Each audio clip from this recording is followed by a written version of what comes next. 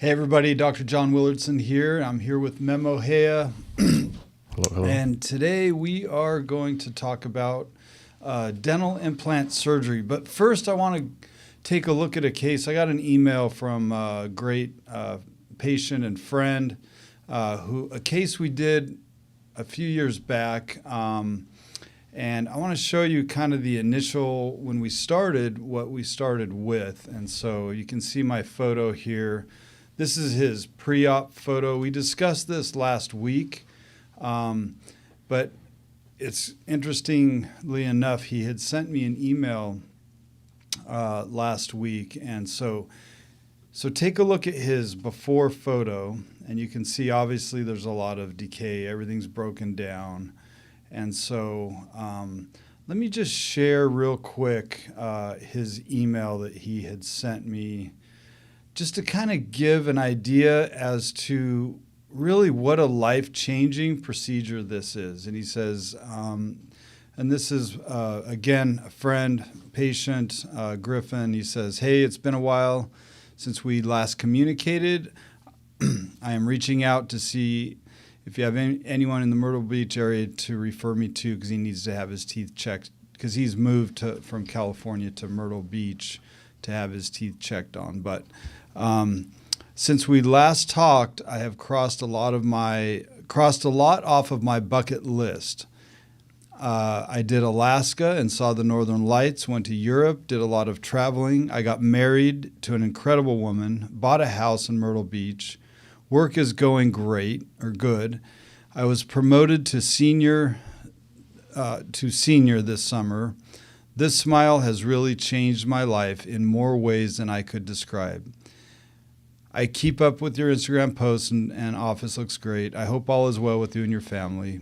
Added a few pictures of my adventures. I can't thank you enough for my second chance at life.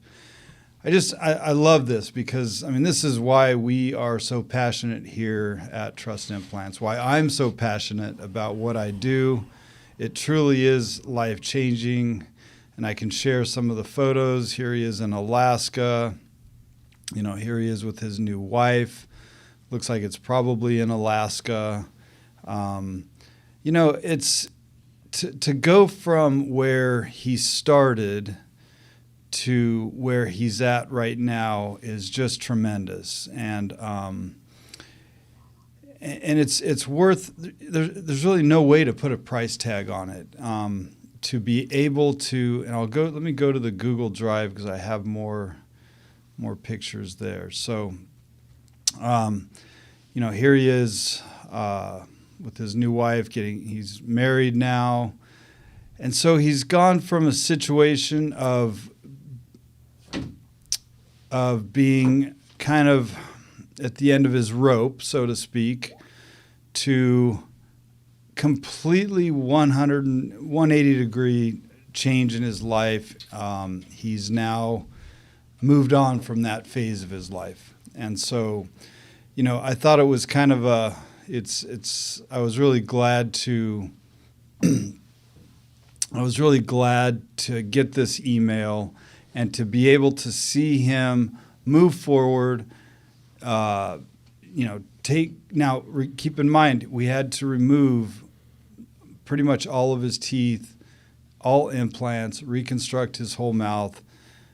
But, you know, not that he couldn't do these things without having done that procedure, but it certainly makes a tremendous difference. I mean, imagine if you had lost your teeth and were not able to replace them, how it affects you. And I see this on a daily basis when I see a new patient or a consultation who's come in, kind of like Griffin did in the beginning, where they're at the end of their rope. They're like, I don't know what to do. I don't know where to go.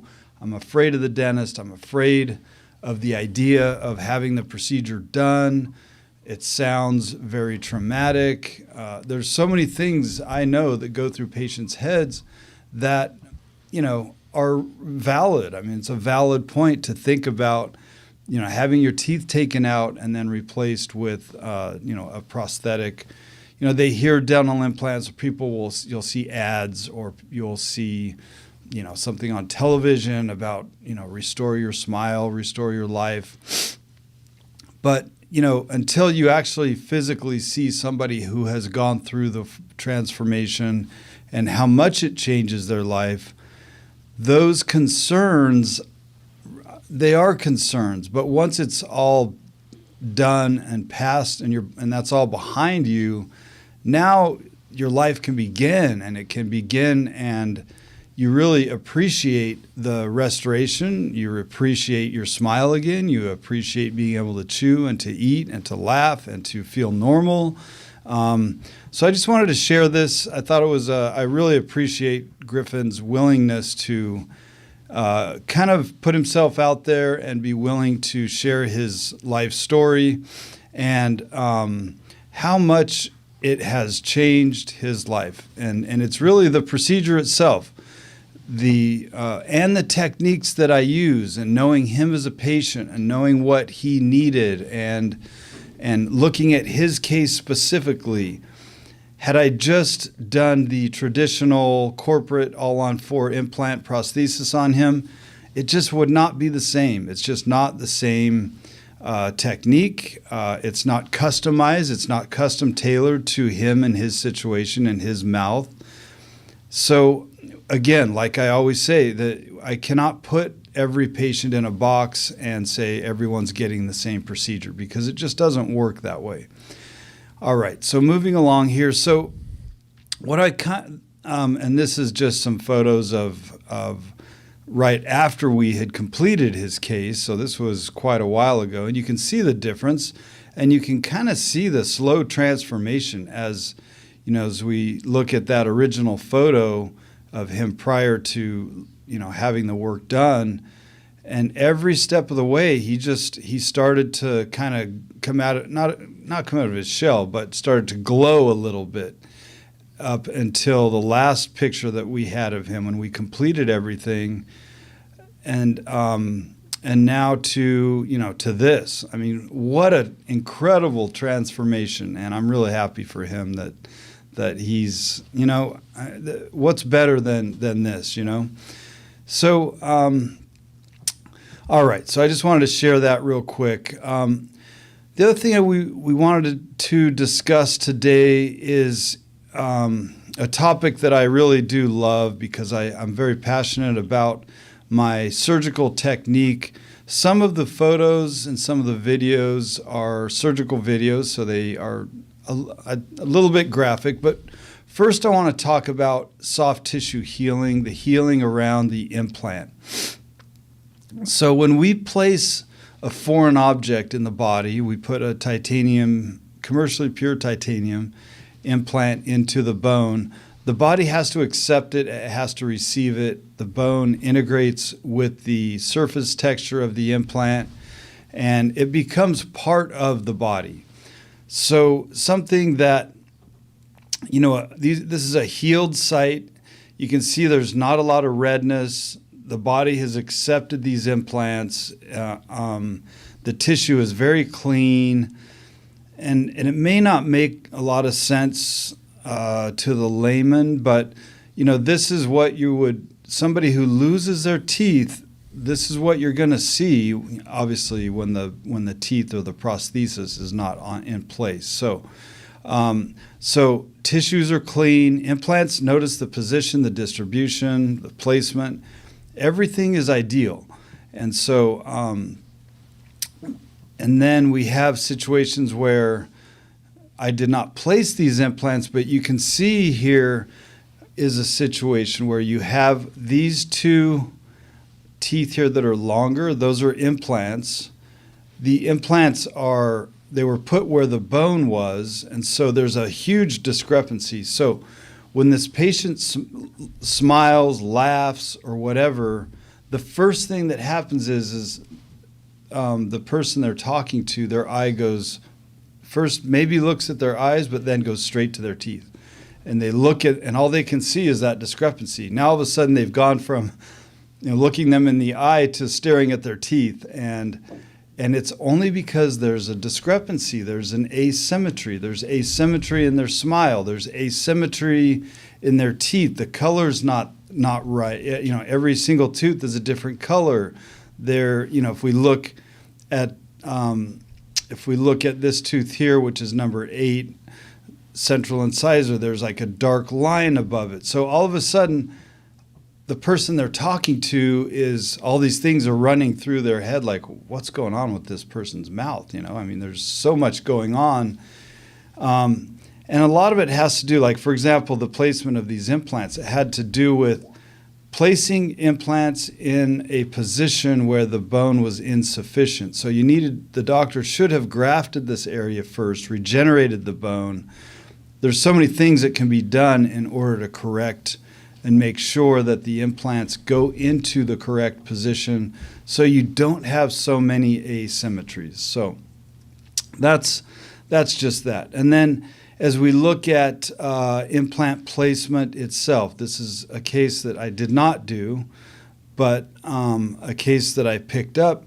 And notice here we've got implants that are not buried deep enough. So I have the neck of the implant is protruding through the gum tissue and exposed. So this is exposed titanium, and the surface texture of a dental implant is a roughened surface texture. And so every single one in this patient, they actually put in 10 implants at like Western Dental or one of these Smile Care Centers or something, where they have a doctor come in on the weekend or on one day a month, and the doctor puts the implants in and then doesn't come back till the next month.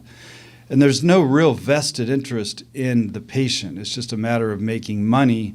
And so implants go in, doctor leaves, and then whoever's in charge of the practice has to deal with it was Western Dental, has to deal with the complications of this. And this is a real complication. Imagine having 10 implants placed in your mouth and then every single one of those implants not buried deep enough, and so they're showing through the gum tissue. So everywhere she smiles, all you see is this discrepancy, this gray tissue.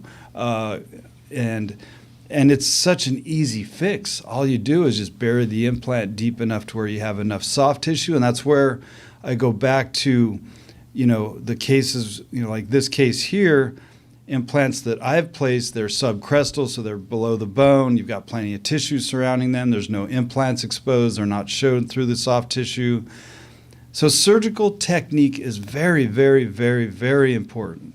And so, Dr. Willardsen, yeah, sorry to interrupt, but I have a few questions about what you're talking about that we've got on our YouTube channel and our other social media platforms. And one of them is, when placing dental implants in the bone, are there different techniques? Yeah. Oh, wow. That's a great question. So the question is are there different techniques when placing dental implants? And the answer is absolutely, because, and I've talked about this many times in the past where, and I think I have some video here. So when we're placing implants in the bone, I have two options. I've got a surgical kit, and again, I've said this before, but I'll say it again. I have a surgical kit, and in that kit, there's certain drills. There's a 2 millimeter or 1.5 millimeter drill, a 2 millimeter, 2.8, and as I drill the bone, it gradually increases the size of what we call the osteotomy, or the hole.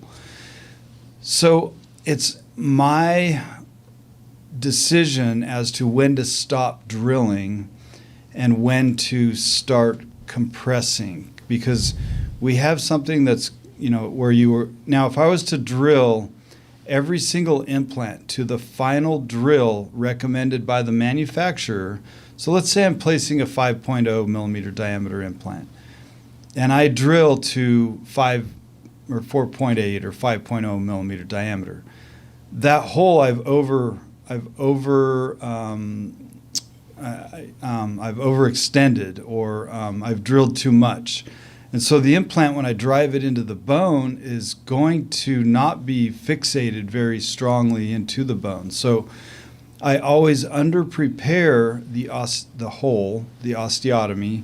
So like in a case like this, I'm placing a 5.0, I'm going to stop a lot of times at 3.8. So I'm, 1.2 millimeters in diameter, and it depends on the type of bone. If I'm placing in the upper jaw, bone is a lot softer than the lower jaw. So I'm having to determine in each implant site, not just in each arch, but every single site, I have to make a judgment call as to, and it's all about feel, right? I can feel the bone expanding. I can feel the elasticity of the bone. I can feel whether or not, I need to drill a lot less than that, and even, go even something at a smaller drill. Like if I'm placing a 5.0, stopping at sometimes 2.8. And so when I'm placing implants, and let me see if I can, let's see here. So to answer the question, are there different techniques in implant surgery? Absolutely. One is to drill and know when to stop drilling.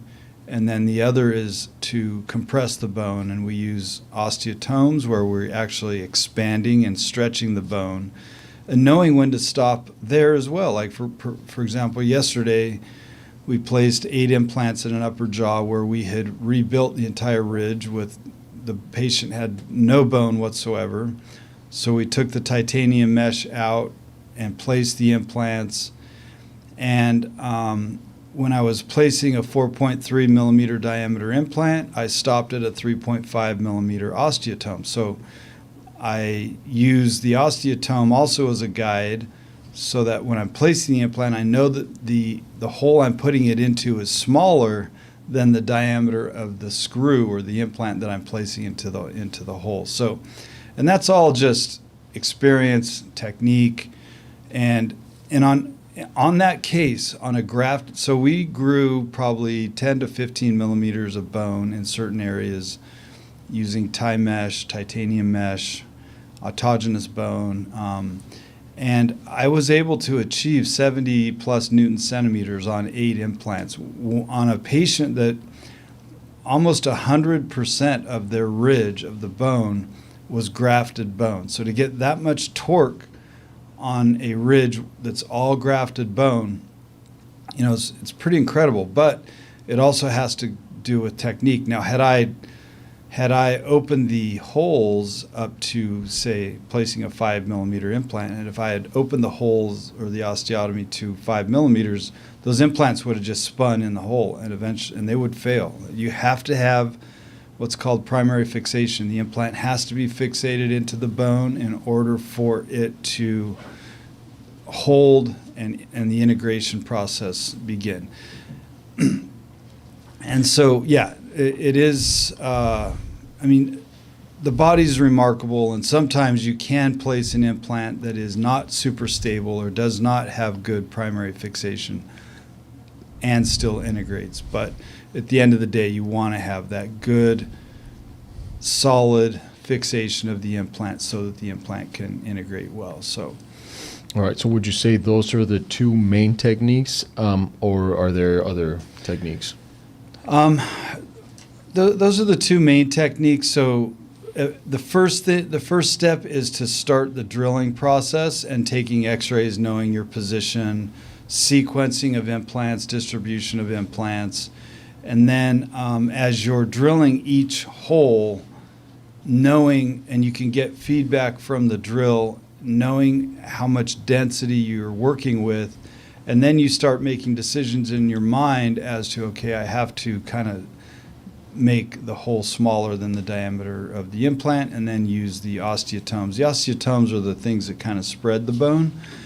And that's where, a lot of times, yesterday I had a conversation and we were talking about doing what's called a flapless procedure where the doctor does not, they'll use guided surgery, they'll use a surgical guide, and they actually will not even make an incision.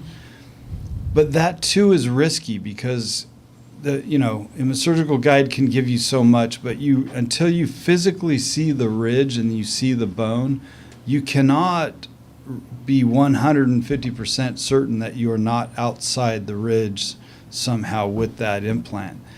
And so in the healing process, so here's a case where you can see, obviously we've made an incision, we have sutures here, we're still healing here, because the topic was kind of about the healing process. So you have the bone that's healing, and we've talked about in the past frost theory. Frost theory is a period of 3 months. When you break your arm, you break a bone, whatever it is, you put in a dental implant. 1 sigma is 3 months. So 3 months is when at 3 months the bone is relatively healed, and then 2 sigmas, 6 months, so 6 months it's fully healed. So at 3 months, for example, if you had a broken arm, you can use it, you can do curls, you can lift weights, but you have to be careful. You'll still feel some like pressure and pain. You'll still feel the area that was fractured. And so 3 months is that's 1 sigma. So to go 6 months, then you have the bone is really remodeled and has fused together completely.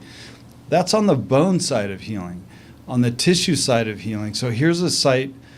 Recently, you can see the incision line right here, and I made an incision from the retromolar pad all the way to the retromolar. So it's a full incision all the way across the entire upper jaw, and placed all these implants, sutured it back, but you can see the tissue is healing right here and everywhere. There's still a line that you can see that's healing, and eventually that line will go away, but it is healing. And so versus a case like this where it's pretty much fully healed. You can see a small line right here, and in fact you can see, and I love to see this because the tissue is trying to cover this implant here. That's the body's way of, it's just what it does. It wants to heal, and it's trying to cover up this healing abutment, this little screw right here. And so this is a more matured, healed site.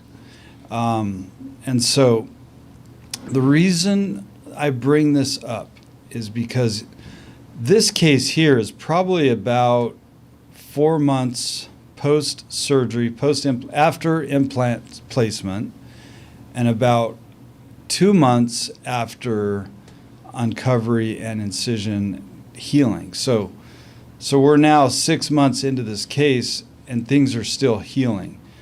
So how does a company claim that they're going to place implants in 24 hours these are real cases, real live pictures. I'm not making any of this up. How do they claim that in 24 hours you're going to place the implants and put the permanent final set of teeth on there?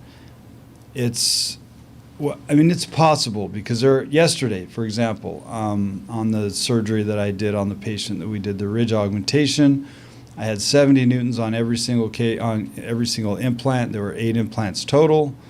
In a risky world, I would have said, "Oh, let's load this case right now and go ahead and put teeth on right today."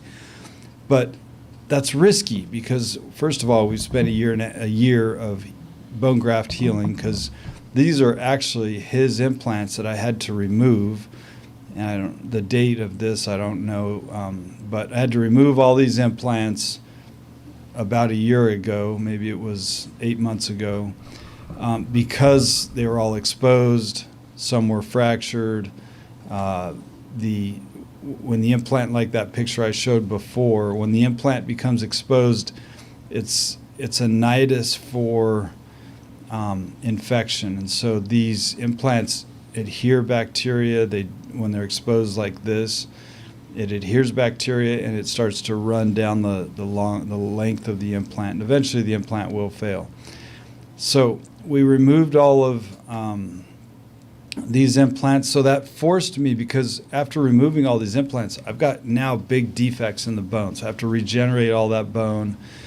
And I would show the video of that surgery yesterday, but I literally just did it yesterday and we haven't edited the video, but I will go through it because it is a nice case to show.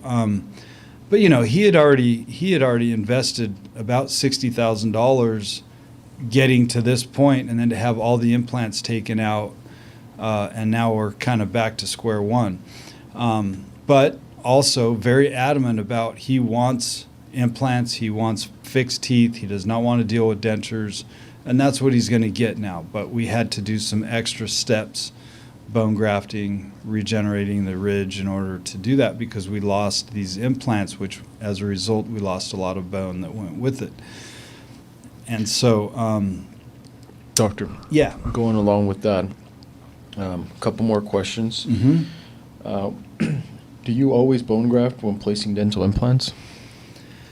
Yes. So whenever I'm placing implants, I will always graft the area so that so here we're making an incision, and we're going to be placing implants in this area, and so and this is all in the sinus area. So I'm doing a sinus graft. So I'm actually creating a window into the sinus so that I can put bone in the sinus, so I'm able to separate the floor of the sinus from the apex or the tip of the implant. And so every single site I will place bone in order to create that compression, that what we call osteocompression. And so like in a case like this, the reason that we have to go to these extremes of doing a sinus augmentation is because there's just not enough bone. And so I always graft around implants, and certainly implants that need a lot of support around them in order to, heal properly. And but so here we're putting bone in the sinus, and that sinus, that graft will heal. It will turn into bone. And I created a window, put bone in the sinus, got good compression of the bone in the sinus, and then I suture it closed. So to answer your question, yes, we do. We do graft pretty much on, and I'll show you some more here. And again, some of these photos are a little graphic, but this is that tool I was talking about, that osteotome. You saw me kind of pushing it in there, and here I am placing the implant. And watch the drill as it drives the implant into the bone. It slows down. It slowly starts to slow down, and eventually it just stops. And that's when I know I've got sufficient torque, and I'm checking with the torque wrench. And again, here we go. We're going to be placing another implant. So, and obviously I've changed my speed here. When I'm drilling at 800, I'm drilling at 800, and here I'm at 15 Newton centimeters. So, and the implant it'll stop, and then I use my torque wrench, and my torque wrench tells me how much torque I have on the implant. And so, but yes, every single implant I'm grafting. I'm putting bone graft in, whether it's in the hole or in the osteotomy, and filling the hole with bone to making sure I get good compression of the hole, and then go ahead and place the implant. So absolutely, I do graft on every single case. So, and these are kind of fast videos, but it kind of gives you the idea of exactly how it works. We're even distribution of implants, and this too was a grafted ridge. This ridge, we rebuilt the entire ridge with bone morphogenetic protein and autogenous bone, but I'm getting good torque on all of these implants. And notice I'm very methodical. I way under-prepared the hole, so this diameter of this implant is a lot bigger than the hole that I prepared. So as it drives itself into the hole, I can feel the pressure back, and that pressure back that I feel tells me, how much torque is on it, how soon I can load the implant or put pressure on it. And so it's, this is a good example of a case where, one, this is an entirely grafted ridge, and two, I'm able to achieve good torque on every single one of these implants. And so, and you can see it there. I'm getting 50 plus Newton centimeters of torque with that torque wrench, the gold torque wrench that I'm using there. So, and then I also will lay bone again over the top of everything just to ensure that the implants have good support. And then I use a membrane that will cover the site, and then I suture it closed, so I'm protecting and separating the soft tissue from the bone.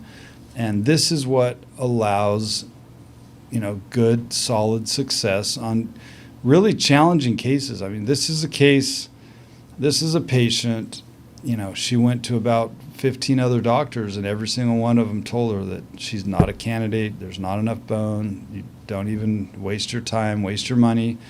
And this was done about 3 years ago. So, and you can see it seems a bit invasive, and a lot of people are afraid of this, but of course the patient is asleep. But it's a very technique sensitive, it's a very delicate surgery, and it allows for patients to have stories like Griffins. Once they've gone through the process, once they're done with their case, it's a life-changing procedure. And in reality, I really don't think you can put a price tag on it. It's affordable for everyone. It really is. It's an investment, but it's affordable, especially once you get the results that are the life-changing results like we are seeing with like the email from Griffin. And that's one of probably 400 emails that I've gotten in the past of patients whose lives have been changed because they have taken the initiative, they've taken the time, they've taken the effort, they've gone through the pain and the suffering, because it's not an easy process. But if it's done correctly, at the end, it makes all the difference in the world, and it changes their life to go from having no teeth. And everybody has seen those people that are walking around with no dentures or no teeth or missing teeth. Unfortunately, they're judged. I mean, I know that because that's what my patients tell me. They can't get jobs, they can't go on dates, they're afraid to go out to dinner on dates with people. So it truly does change so much, and it's one of the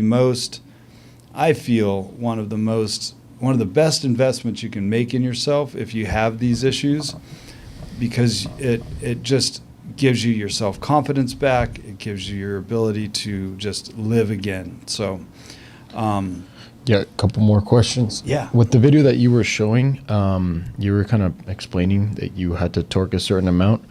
And there's a question in the comment section, I guess going along with that. It says, during the surgery, good torque means that the dental implant will be more stable and for long term? Yeah. So, sorry, and I apologize. A lot of times I get caught up on terminology and I don't explain. But yeah, so the torque, and I use the analogy of if I was to put a screw in, for example, drywall.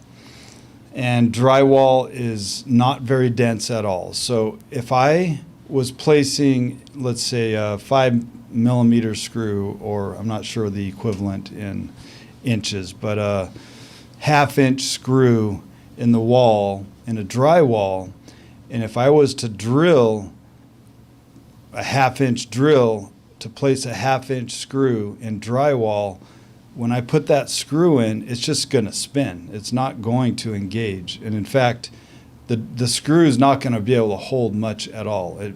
It might be able to hold a picture for a little bit just because of the angulation. If it's a long screw, the only thing that's holding it is the length of the screw, because it's not engaging the drywall at all. Versus if I was to be putting the same screw, for example, in oak. Oak is very dense, oak is very hard, and so I would have to drill to almost the diameter of the screw Otherwise, I'd break the head of the screw off because the oak is so dense.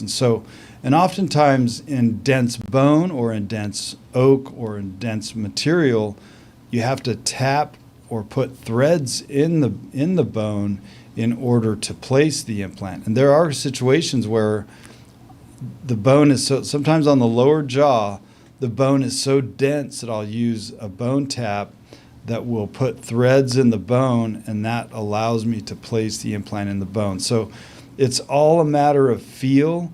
And when I can feel that the bone is really, really dense, then I know that I'm going to have to probably, one, over-prepare the hole and not stop at a much smaller diameter.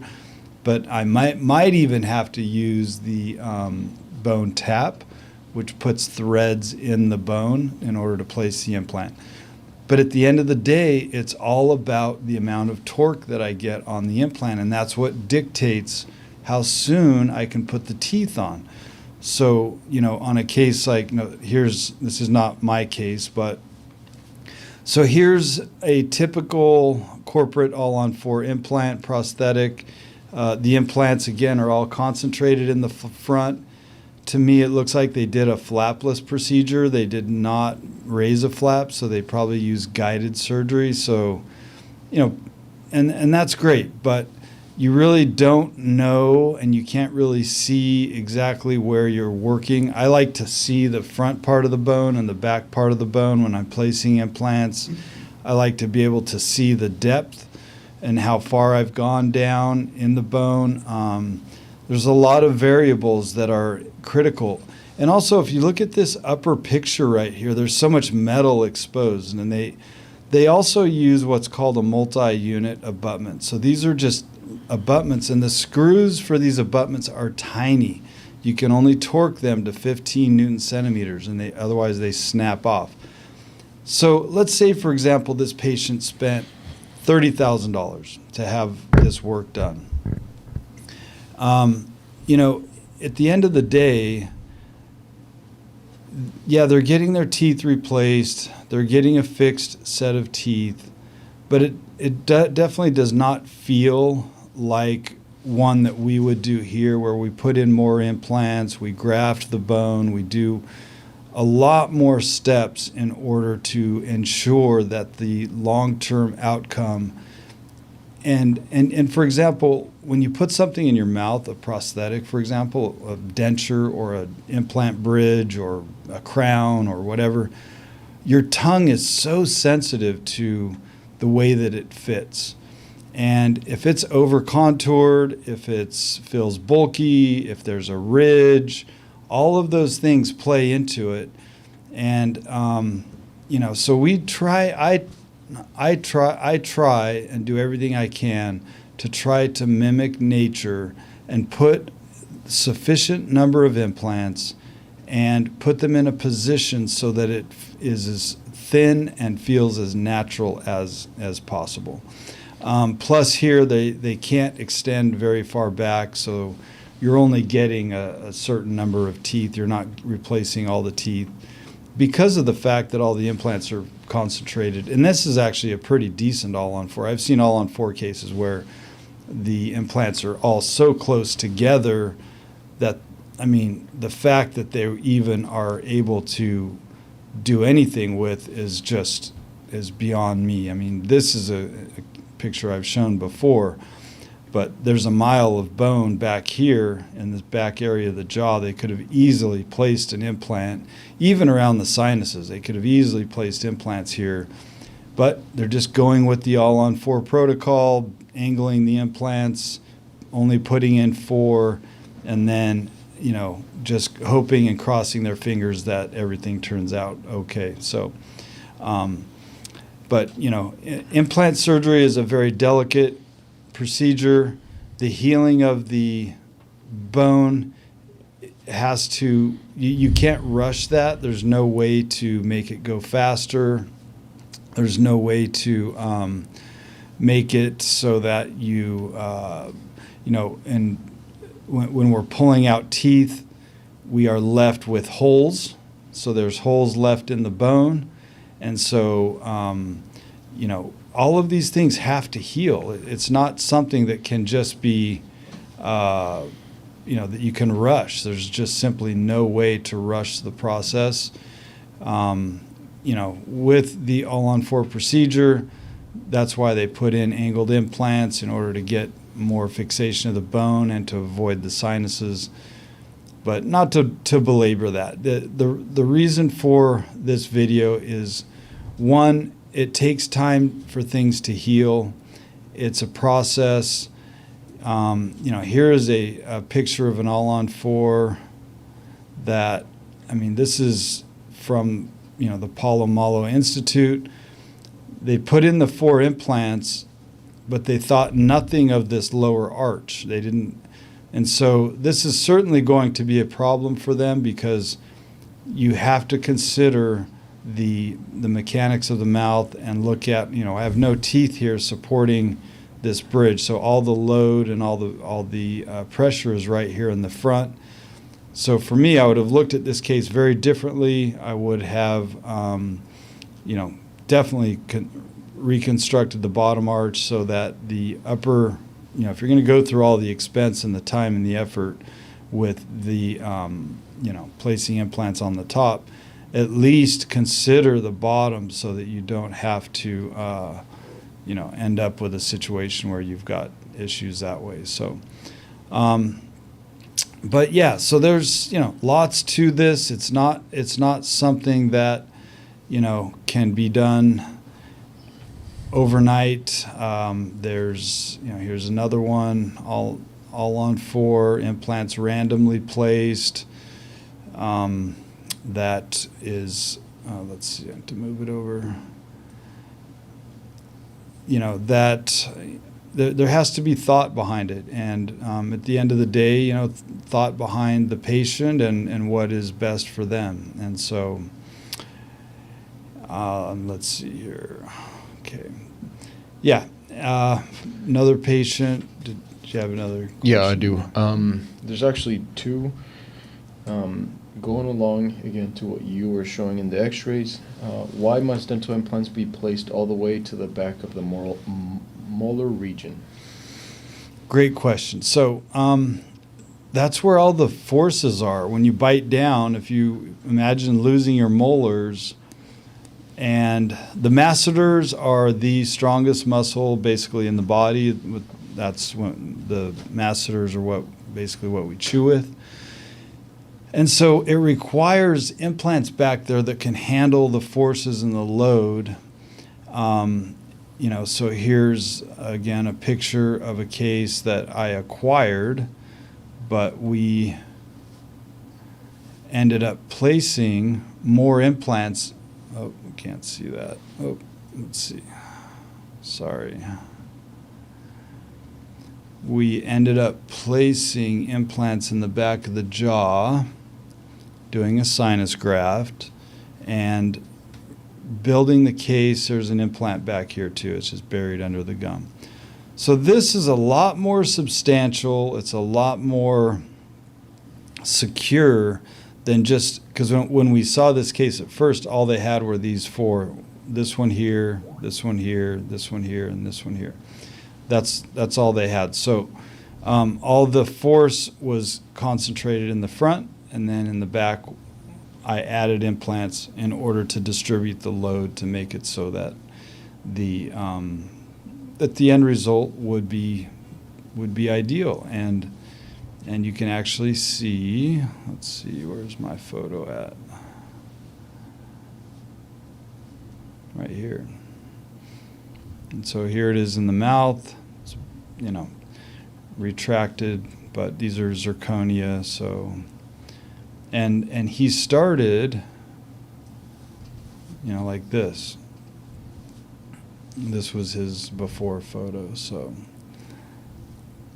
anyways, there's so much to it, and it's a matter of being methodical and treating each patient individually. That's, at the end of the day, that's what makes all the difference. So. All right. One last one. Yeah. What determines how soon you can load or put pressure on the implants? So the thing that determines how soon you can load the implants is the torque, and also the tissue. So for example, when you have implants that are placed and I've got high torque on them, I still don't want to make that final set of teeth until the tissue, because when I make an incision and suture it closed, that has to heal. And so the bone healing and the soft tissue healing are what dictate when I can put the permanent set of teeth on the implant. So the torque is really the thing that determines how soon you can place, load, or put the teeth on the implants. And then also the distribution of the implants. So if you have a nice even distribution, then that also allows for the load to be put throughout the arch.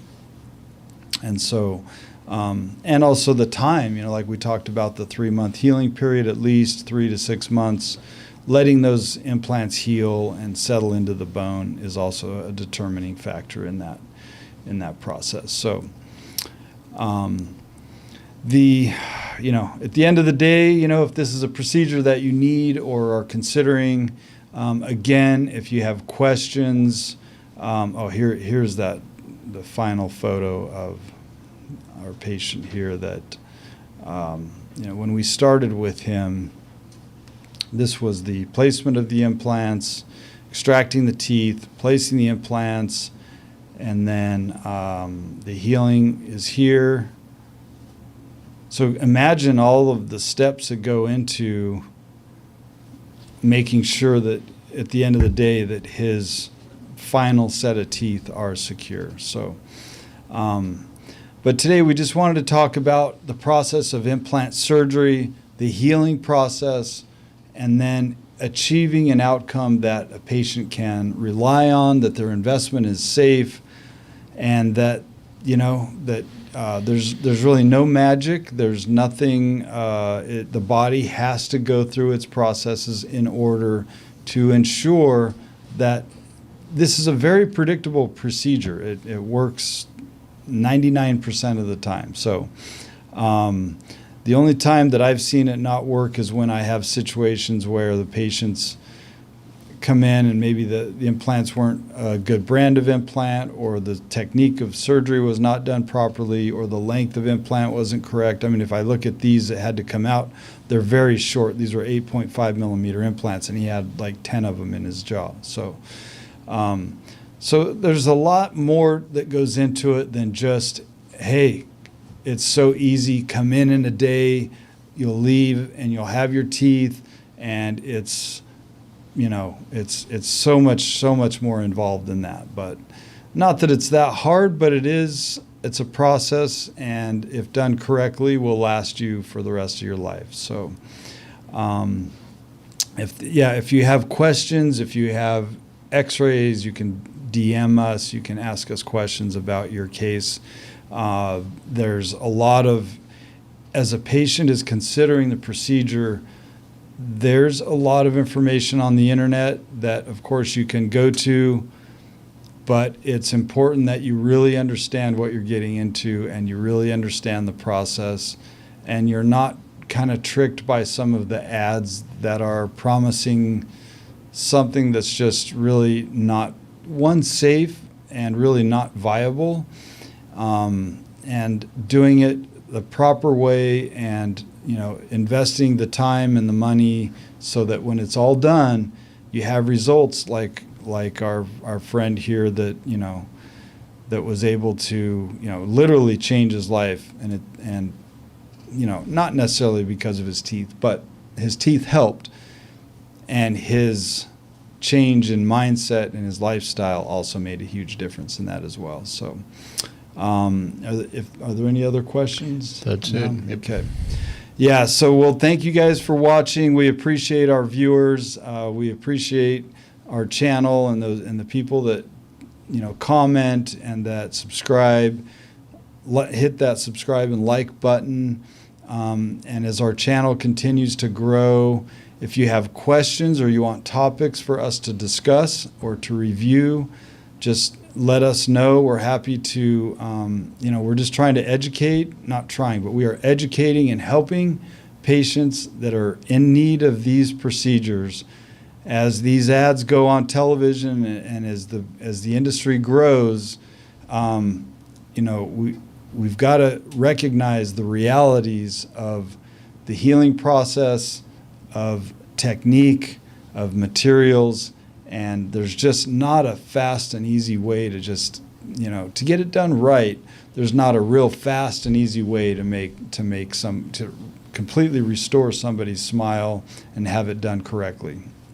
And so just keep that in mind as you're going through the process.